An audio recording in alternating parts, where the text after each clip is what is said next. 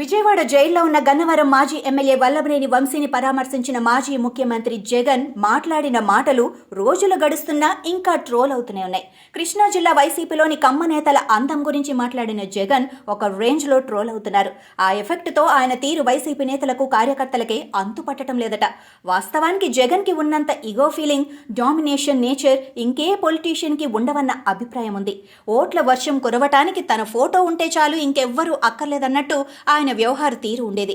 YCP స్థాపించిన నాటి నుంచి జగన్ అదే ఓవర్ కాన్ఫిడెన్స్తో వ్యవహరించారు అనటానికి పలు ఉదంతాలున్నాయి. 2014 ఎన్నికల ముందు నంద్యాల ఎన్నికల ప్రచారానికి వెళ్లినప్పుడు జగన్ ఉన్న వేదిక మీదే అప్పటి నంద్యాల ఎంపీ ఎస్పీవై రెడ్డి కూడా ఉన్నారు.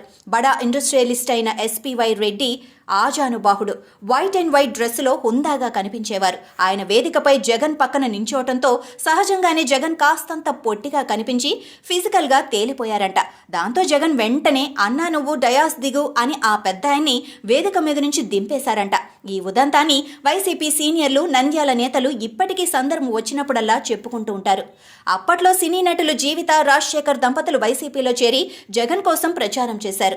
జగన్తో కలిసి వివిధ సభల్లో పాల్గొన్నారు. అయితే రాజశేఖర్ తనదైన కాస్ట్యూమ్, మేకప్తో వేదికపై తనను డామినేట్ చేస్తున్నారని, జగన్ ఆ దంపతులను దూరం పెట్టేశారన్న ప్రచారం గట్టిగానే జరిగింది. రోజాకు కూడా అధికారిక కార్యక్రమాలకు మేకప్తో రావద్దని వార్నింగ్ ఇవ్వటం వల్లే ఆమె అసెంబ్లీలో, పార్టీ కార్యక్రమాల్లో ఒరిజినల్ గెటప్తో కనిపించారంట. అట్లాంటి జగన్ అధికారం చేజారగానే తన ఈగోలు, డామినేషన్లు పక్కన పెట్టి కొత్త రాగం ఎత్తుకుంటూ ఆబాసు పాలవుతున్నారు. సీసీ ఫుటేజ్ ఆధారాలతో సహా దొరికిపోయిన బెజవాడ జైల్లో ఉన్న వల్లభనేని వంశీని పరామర్శించడానికి వచ్చిన జగన్ ఆ పరామర్శ పూర్తయ్యాక జైలు ముందే మీడియా ముందుకొచ్చారు. చంద్రబాబు తన కుటుంబం తప్ప కమ్మ సామాజిక వర్గంలో ఎవ్వరిని పైకి రానివ్వరు. అందుకే రాజకీయంగా ఎదుగుతున్న కొడాలి నాని, వల్లభనేని వంశీ, దేవినేని అవినాష్లపై కక్షపూరితంగా వ్యవహరిస్తున్నారని సరికొత్త రాగం ఎత్తుకున్నారు. అంతవరకు ఓకే, కానీ జగన్ తన స్థాయిని కూడా మర్చిపోయినట్లు స్క్రిప్టులో రాసిచ్చిన డైలాగులు వల్లవేసి అబాసు పాలయ్యారు. తన పార్టీ నేతల గ్లామర్ గురించి మాట్లాడిన జగన్ వాళ్లు అందగాళ్లని కితాబిచ్చారు. చంద్రబాబు, లోకేష్ కంటే వల్లభనేని వంశీ, కొడాలి నాని, దేవినేని అవినాష్లు అందంగా ఉంటారట.